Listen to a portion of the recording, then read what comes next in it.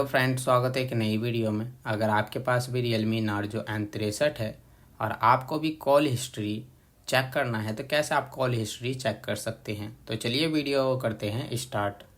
सबसे पहले आपको अपने फ़ोन में डायल पैड को करना है ओपन करेंगे तो आपको इस टाइप का इंटरफेस देखने को मिलेगा। सबसे टॉप में राइट साइड में 3 डॉट पर क्लिक करना है। उसके बाद आपको इस टाइप का इंटरफेस देखने को मिलेगा। कॉल हिस्ट्री पर क्लिक करना है। उसके बाद आपको इस टाइप का इंटरफेस देखने को मिलेगा। आपको ऑल हिस्ट्री पर क्लिक करेंगे तो आपको ऑल हिस्ट्री देखने को मिल जाएगा। अगर आपको मिस कॉल हिस्ट्री चेक करना है तो मिस कॉल पर क्लिक करना है।